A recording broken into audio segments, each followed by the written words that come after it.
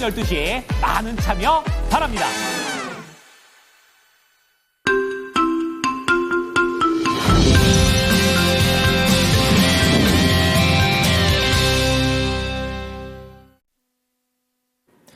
네, 뉴욕 증시 3대 지수 일제히 상승하는 가운데 이날 시장에서 개장 전에 봐야 될 이슈들 그리고 관련된 종목들에 대한 구체적인 전략도 알아보겠습니다.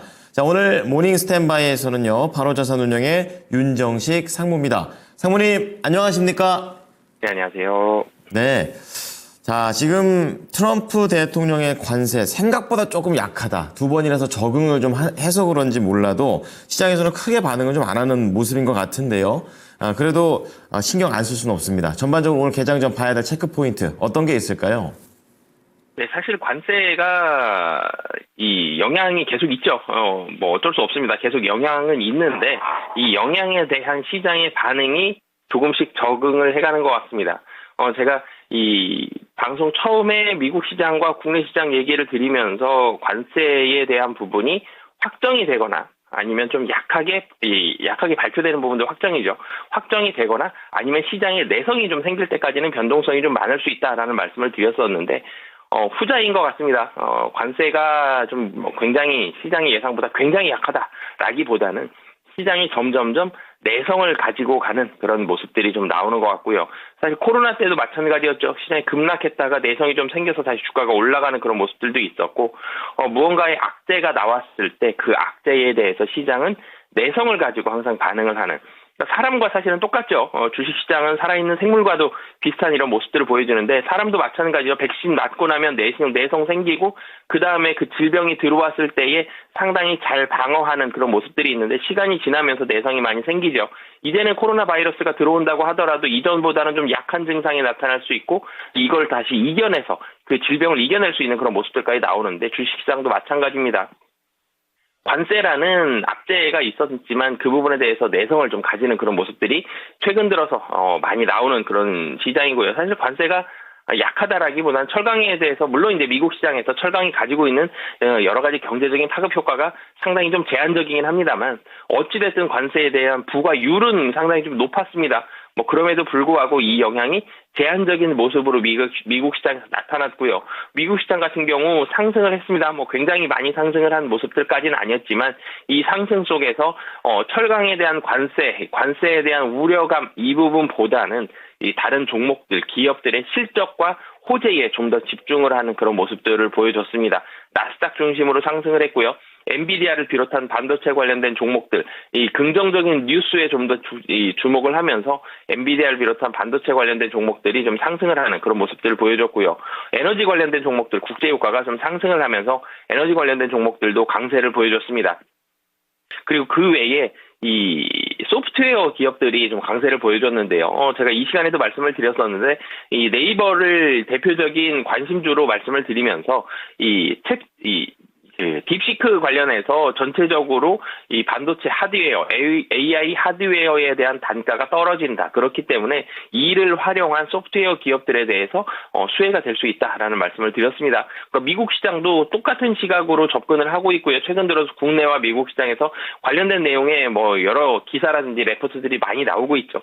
그러면서 소프트웨어 기업들의 수혜가 될 수 있다. 그래서 AI 관련된 소프트웨어 기업들이 이 수혜를 받고 있고요. 그리고 이 부분이 정말 이 AI 소프트웨어 기업들이 굉장히 빠른 속도로 수혜를 보느냐, 이 부분은 아직 물음표가 조금은 남아 있습니다만, 속도의 문제죠. 빨리 보느냐 좀 천천히 보느냐 이런 문제인데, 하드웨어에서 소프트웨어, AI 하드웨어에서 AI 소프트웨어로 옮겨가는 이 과정 속에서 사실 AI 하드웨어가 나빠졌다라기보다는 많이 올랐죠. 많이 올랐기 때문에 좀 부담입니다. 이 부담스러운 부분에 있어서 다른 좀 빠져나갈 수 있는, 옮겨갈 수 있는 관심을 가질 수 있는 무언가를 찾은 거죠. 그게 AI 소프트웨어를 찾은 거고요. 그러면서 이쪽으로도 관심도가 조금씩 옮겨가고 있는 그런 상황이다라고 보시면 되겠습니다. 그 외에 헬스케어라든지 은행주 같은 경우는 소폭 좀 하락하는 그런 모습들을 보여줬는데, 국내로 직접적으로 영향을 미치기보다는 개별 기업들의 그런 이슈들로 인해서 섹터로 조금은 확산되는 그런 모습들이었기 때문에 이 헬스케어와 은행주가 국내에서 굉장히 조정을 받는다라기보다는 반도체에 있어서 미국 증시와 마찬가지로 국내 증시 반도체와 에너지에 있어서도 긍정적인 모습, 그리고 AI 소프트웨어에서도 긍정적인 모습이 국내 시장에서는 오늘 나타날 가능성이 좀 높고요. 사실 전일 국내 시장 같은 경우는 드릴 말씀이 많지가 않습니다. 코스피 소폭 조정이고요. 코스닥 소폭 상승했습니다. 근데 외국인이 매도를 보여줬는데 매도 금액이 굉장히 크진 않아요. 물론 매수해주면 매수해주고 더 많이 상승해주고 이런 모습들이었으면 더 좋겠습니다만 크게 매도한 부분들은 아니었기 때문에 외국인의 매도가 지속이 된다. 외국인의 매도가 굉장히 크기 때문에 주의해야 됩니다. 정도까지는 좀 아니고요. 긍정적인 모습은 삼성전자가 상승을 했습니다. 삼성전자 사실 굉장히 우려감이 계속적으로 좀 있죠. 삼성전자 같은 경우 주가가 많이 좀 아래쪽에 있었는데 오랜만에 그래도 양봉을 좀 길게 내면서 상승하는 모습을 보여줬고요. LG 에너지 솔루션도 같이 상승을 하면서 코스피의 하락을 좀 제한적으로 만드는 그런 가장 결정적인 요인, 삼성전자와 LG 에너지 솔루션, 마찬가지로 LG 에너지 솔루션뿐만이 아니라 2차 전지 관련된 코스닥 종목들까지 대체적으로 좀 긍정적인 모습을 좀 보여줬습니다. 코스닥에 있어서는 단기에 급등했던 종목들, 일부 로봇 관련된 종목이라든지 헬스케어 중에서 일부 급등했었던 종목들은 차익 실현 매물이 좀 출회가 되면서 상승폭을 좀 제한하는, 지수의 상승폭을 좀 제한하는 그런 모습들이 있었고요. 그래도 코스닥이 좀 더 강했었던 이유는 바이오, 헬스케어 종목들이 상대적으로 코스피보다는 비중도 더 높고요. 좀 더 많이 강세를 보여줬다라는 점, 그리고 엔터주도 긍정적입니다. 엔터주 같은 경우는 4분기 실적 전체적으로 긍정적인 모습을 기대할 수 있기 때문에 엔터주까지 해서 좀 더 강한 모습들, 사실 코스피에도 엔터주가 있습니다만 코스닥의 바이오와 코스닥의 엔터주가 비중이 더 높죠. 그리고 상승폭이 좀 더 컸습니다. 그래서 상대적으로 사실 수급상에서는 굉장히 크게 차이 났다라는 모습까지는 아니었지만 상대적으로 코스닥이 강세였던 이유는 헬스케어와 엔터주가 좀 더 강세를 보여줬기 때문에 코스닥이 강세를 보여줬고요. 미국 시장이 긍정적이었기 때문에 오늘 같은 경우 에너지와 반도체 중심으로 해서 국내 시장도 큰 폭의 상승보다는 어느 정도 그래도 긍정적인 모습의 시장이 펼쳐질 가능성이 높다라고 보시면 되겠습니다. 네, 시장이 트럼프 관세 정책에 따라서 빠르게 적응을 하고 있고 개별주의 중심의 움직임을 보여줍니다. 오늘 AI 소프트웨어 그리고 에너지, 반도체 이쪽을 좀 잘 보자라고 말씀을 해주셨습니다. 모닝 관심주 들어가 보겠습니다. 앞서 네이버와 관련된 부분들 그리고 엔터와 관련된 부분들을 뷰를 말씀해 주셨기 때문에 3일날 말씀해 주셨던 종목들 지금 잘 가고 있거든요. 이제 이런 부분들 좀 답변이 됐을 거라고 생각이 들고요. 자, 그럼 첫 번째 키워드로 들어가 보겠습니다. 어떤 건가요? 네, 1분기 지금 1월 지나고 2월 중순까지 접어들고 있는데요. 그래도 1분기 앞으로 3월 말까지 해서 1분기 시황 어떤 식으로 전개가 될지, 어떤 종목들을 그래도 좀 전에 말씀드렸던 종목 외에도 어떤 종목들을 좀 관심을 가지면 좋겠는지 이 말씀을 드리도록 하겠습니다. 네. 자, 벌써 2월이기는 한데, 이제 1분기 자체도 그렇게 많이 남아있는 상황은 아닙니다. 어떠한 부분에 초점을 맞춰볼까요? 네, 1분기 지금까지 지내오면서 사실 이 수급적으로도 그렇고 시장 상황이 그렇게 녹록지는 않았습니다. 물론 최근에는 시장이 좀 진정이 되면서 시장 대응하기에는 좀 수월하죠. 굉장히 큰 수익률이 나지는 않습니다만 그래도 어느 정도 시장이 잘 방어해주고 있다라는 점, 이런 모습들은 좀 긍정적인데요. 설 연휴 이후에 딥시크라든지 트럼프발 외국인 자금 이탈 이런 부분들이 좀 발생을 하면서 1월 31일부터 2월 7일까지 사실 며칠 안 돼요. 거래일이. 그럼에도 불구하고 외국인의 액티브 자금이 1조 4,515억 원 누적 순 매도입니다. 1조 5천억 가까이 좀 매도되는 그런 모습들을 보여줬고요. 60일 이평선을 이탈했는데 다시 이 관세 유예 이후에 60일 이동평균선 위에 안착하는 모습들을 보여주면서 상당히 많이 흔들렸죠. 단기적으로 좀 세게 흔들렸습니다. 세게 흔들렸지만 다시 좀 안정세를 찾아가고 있는, 관세에 대해서 내성이 생기면서 좀 찾아가고 있는 그런 모습들이 최근 들어서 나오고 있고요. 코스피는 당분간 박스권 장세를 지속할 가능성이 상당히 좀 높습니다. 우선 박스권이다라면은 위도 더 올라가기 쉽지 않고요. 아래로 더 떨어지기도 쉽지 않다라는 점이죠. 그럼 위로 올라가기 쉽지 않다라는 점은 이 상승 모멘텀이 사실 없죠. 더 올라가려면 무언가 좋은 호재가 대형 섹터들에게 있던가 아니면 이 유동성의 힘이 상당히 많이 풀려야 되는데 유동성 풀리긴 풀립니다만 시장이 기대했던 속도보다는 좀 더디게 풀리고 있고요. 상단을 뚫고 올라갈 만한 반도체, 자동차, 헬스케어 이런 종목들에 있어서 큰 호재가 없죠. 그래서 이런 부분들로 인해서 상방은 좀 제한된 모습들이 있고, 하방은 또 2,450포인트 정도 되면 이제는 저가 매수세가 유입이 됩니다. 그리고 외국인 패시브 자금들이 액티브 자금들도 그렇고요. 좀 매도세가 좀 완화되는 이런 모습들이 있었기 때문에 매도세는 완화되는데 저가 매수세는 항상 대기하고 있다. 그렇기 때문에 하방도 좀 제한적인 그런 모습들이 좀 나오고 있는 그런 상황입니다. 1분기 코스피 밴드 정도 본다라면 2,470에서 2,550포인트 정도 움직이는 그런 박스권 장세가 당분간도 좀 나타날 가능성이 좀 높고요. 좀 전에 말씀드렸듯이 저가 매수세 유입과 외국인 매도세 완화로 인해서 하방도 상당히 좀 제한적이다라고 보시면 되겠습니다. 그리고 국내 증시에 대한 외국인 지분율 역사적 저점 수준이죠. 30% 부근까지 도달했습니다. 너무 많이 떨어졌죠.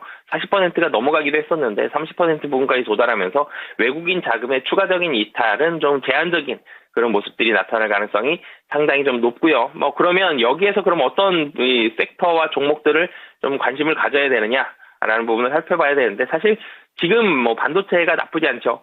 AI 반도체에 관련된 AI 하드웨어 긍정적이고요. 그리고 AI 소프트웨어도 긍정적입니다. 그리고 관세와 상관없는 그런 종목들, 일부 게임주들, 일부 그리고 엔터주들, 섹터들 긍정적인 종목들도 있습니다. 그런데 제가 이 시간에도 말씀을 드렸지만 포트폴리오의 좀 다변화 혹은 현금을 좀 많이 보유해서 주가가 좀 떨어졌을 때 2,400선대 중반 정도까지 떨어졌을 때 단기적으로 좀 담는 그런 현금을 가지는 전략도 좋거든요. 그러니까 포트폴리오의 다변화 차원에서 그러면 여기에서 추가적으로 그럼 어떤 종목들을 좀 더 담아도 되느냐, 이런 박스권 장세 안에서 포트폴리오의 안정성과 그리고 단기적인 수익률, 좀 중장기적일 수도 있겠지만 수익률을 좀 맞추기 위해서 어떤 종목이 좀 좋겠느냐라는 부분을 봤을 때 지금 실적 시즌이죠. 이런 부분들을 좀 고려를 해봐서 실적을 발표하지 못했었던 종목 중에서 실적 모멘텀과 그리고 밸류에이션 매력 같은 이런 부분들을 좀 보유한 종목이 좀 긍정적이다라고 보여지고요.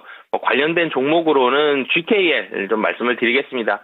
사실 이 시간에 카지노에 대해서 몇 번 좀 말씀을 드렸었죠. 근데 카지노에 대한 회복 속도는 좀 더뎠습니다. 그리고 배당에 대해서는 시장 기대감이 굉장히 많이 올라가 있었다가 시장의 기대감이 좀 줄어드는 그런 모습들이 있었죠. GKL도 사실은 3분기까지는 좋지 않았습니다. 3분기까지 적자에 대한 모습들을 계속적으로 좀 보여주고 있었다가 4분기 드디어 흑자 전환을 했습니다. OP 마진이 11.3%로 긍정적인 이 상황이, 그러니까 실적이 발표가 되진 않았죠. 근데 흑자 전환이 굉장히 유력한 상황이기 때문에 흑자 전환이 될 가능성이 상당히 좀 높고요. 영업이익도 100억 원을 훌쩍 좀 뛰어넘을 걸로 보여집니다.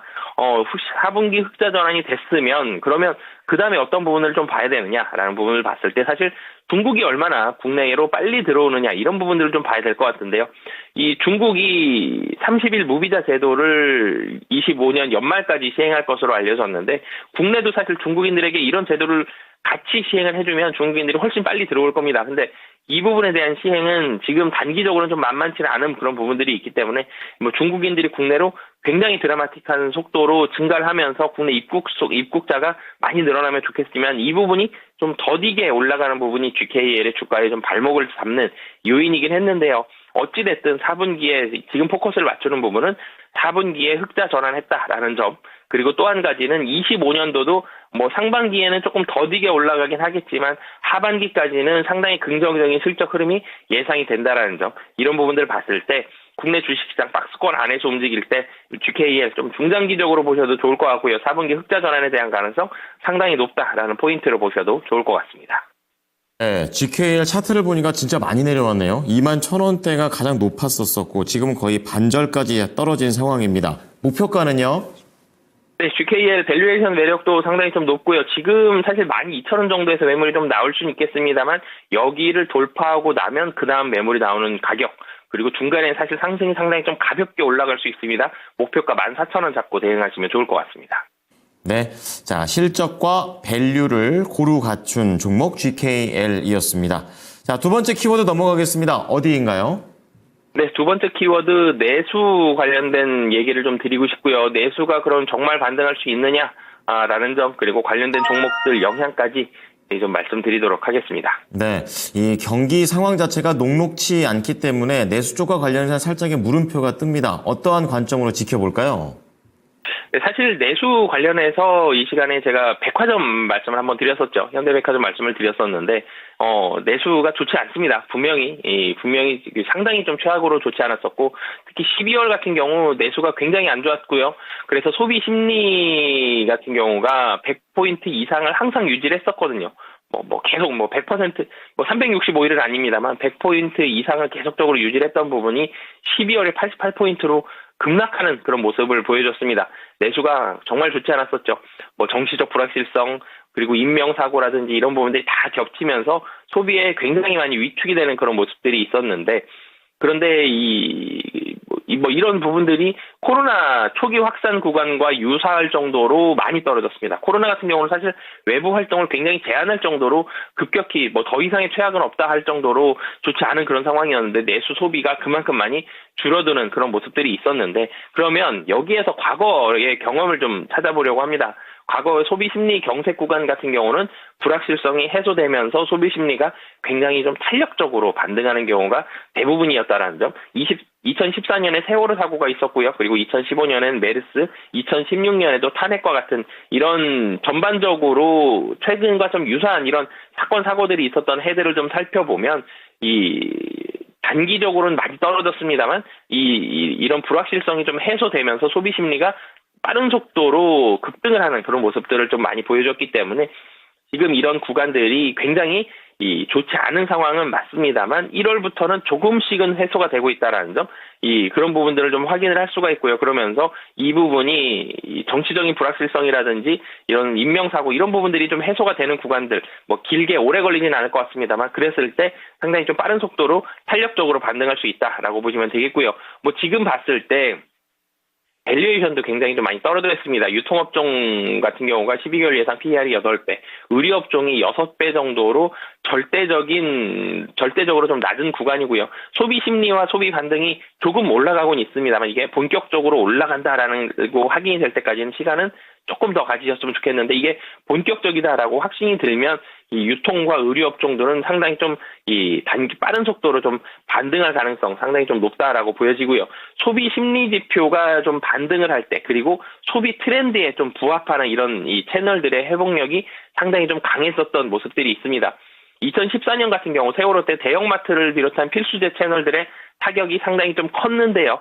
그런데 대형마트들 같은 경우는 다른 업종들보다도 반등이 제한적이었는데, 이때 대형마트가 영업 일수 제한들이 좀 있었죠. 무슨 요일은 안 된다, 언제는 안 된다, 이런 부분들이 있었는데, 다른 섹터들은 유통업종들은 좀 좋았다라는 점, 소비 트렌드에 좀 부합하는 이런 채널들을 좀 더 살펴봐야 될 것 같고요. 1월 같은 경우는 백화점과 의류 소비에 있어서의 소비 반등이 확인이 되고 있습니다. 제가 이 시간에 백화점 말씀을 드렸었죠. 백화점 같은 경우 명품은 항상 잘 팔리고 있는 그런 부분들이 있고요. 그리고 이 10월과 11월 그리고 12월로 가면서 조금 추워졌죠. 이제 추위가 예전보다는 좀 늦게 찾아왔습니다. 백화점도 그렇고요, 의류도 그렇고요, 추워야지 잘 팔리고 매출이 올라가는데요. 최근 들어서 오늘 같은 경우 추위가 조금만 풀렸습니다만 지난주까지만 해도 추위가 굉장히 강했었죠. 그러면 의류에 대한 소비가 올라갑니다. 이런 부분들이 상당히 강해지면서 백화점과 의류업종에 대한 소비가 올라갔었다라는 점, 이 의류에 대한 소비가 확인이 됐고요. 1월 소비 심리가 12월 급락 이후에 일정 부분 회복하고 있다라는 점, 이런 부분들까지 긍정적이기 때문에 정확한 소비 심리에 대한 반등은 시간을 한 보름에서 한 달 정도 좀 더 가지면 좀 더 정확하게는 판단이 되겠지만 일정 부분은 좀 반등이 됐고요. 더 이상 하락하기 힘들 정도까지 12월에 떨어졌었다라는 점, 그리고 지금 날씨가 추워지면서 의류와 백화점이 좀 소비가 살아나고 있다는 점, 이런 부분들 봤을 때 이 소비에 대해서도 내수주에 대해서도 좀 관심을 가지시면 좋을 것 같고요. 관련된 종목으로는 백화점주는 계속 보셨으면 좋겠고요. 그리고 그 외에 의류 관련된 종목들, 이 FNF 좀 말씀을 드리도록 하겠습니다.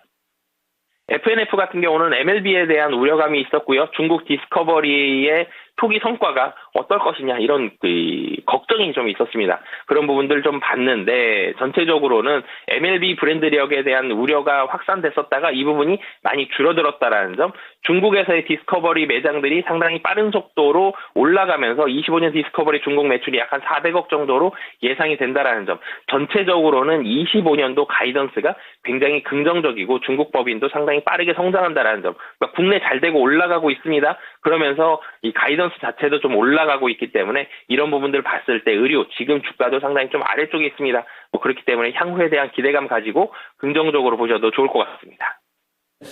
자, FNF를 들으면서 현대백화점에 대한 매수 타이밍에 대한 힌트도 얻어볼 수 있었습니다. 자, 앞서 이 GKL처럼 멀리 봤었을 때는 FNF도 상당히 좀 많이 내려와 있거든요. 얼마나 위로 더 올라갈 수 있을까요?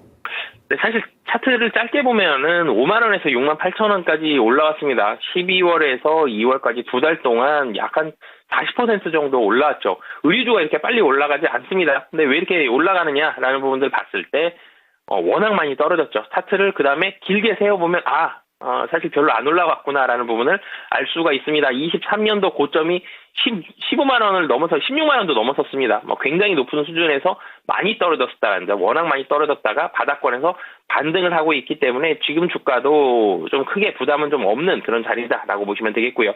1차적으로는 목표 주가 8만 원 잡고 대응하시면 좋을 것 같습니다. 네, 자, 소비재 의류 쪽이 되겠습니다. FNF 한번 참고해 보시죠. 자, 마지막으로 상무님의 관심주 어떤 종목입니까? 네, 대한항공 좀 말씀을 드리겠는데요. 이 시간에 제가 대한항공 여러 번 말씀을 드렸던 것 같습니다. 실적이 좋고요. 우려감들이 시장에서 있었습니다만 그 우려감들을 모두 없애버릴 만큼 사실 어제 같은 경우 증권사들에서 대한항공 레포트들도 많이 나왔는데 한 레포트의 제목을 보니까 언제나 그랬듯 호실적이란 레포트가 있더라고요. 그만큼 실적이 항상 좋았습니다. 항상 실적이 좋았다라는 점, 여객도 좋고요. 특히 화물이 좋았다라는 점, 실적이 계속적으로 좋게 나오고 있고 앞으로도 실적이 좋을 가능성이 높죠. 여객 같은 경우 줄어들 가능성이 매우 낮고요. 거의 독점적인 모습들을 유지를 하고 있고 화물도 낮아질 가능성이 적습니다. 그리고 이제는 합병에 대한 시너지 효과까지도 나타날 수 있기 때문에 대한항공 지금 주가가 일정 부분 좀 조정을 소폭 좀 받았습니다만 이럴 때에는 실적이 이만큼 좋은 종목은 이럴 때는 사실 매수 타이밍이다라고 보여지고요. 목표 주가도 같이 말씀을 드리면 연기금과 외국인이 굉장히 사랑하는 종목입니다. 그만큼 실적이 좋고 안정적이다라고 보시면 되겠고요. 목표 주가 이전 고점이죠. 26,000원 잡고 대응하시면 좋을 것 같습니다. 네, 자, 오늘 세 가지 종목 공개가 됐는데요. 정리해 드리겠습니다. 첫 번째는 실적과 그리고 밸류에이션에 대한 매력 포인트가 있는 GKL이 되겠습니다. 흑자전에 대한 그런 얘기도 나오고 있고요. 목표 주가 14,000원 얘기를 해 주셨습니다. 두 번째는 소비재에서 의류 쪽입니다. FNF이고요. 목표가 8만 원입니다. 마지막으로 대한항공과 관련된 내용입니다. 오히려 이제 조정이 기회가 되고 있는 시점입니다. 목표가 26,000원 제시해 주셨습니다. 상무님 오늘 내용 잘 참고하겠습니다. 고맙습니다. 네, 감사합니다. 지금까지 투자 판단에 도움이 될 수 있는 정보를 제공해 드렸습니다. 하지만 특정 종목의 상승과 하락을 보장하지는 않으니까요. 참고해 주시기 바랍니다. 오늘도 수익 많이 내십시오. 고맙습니다.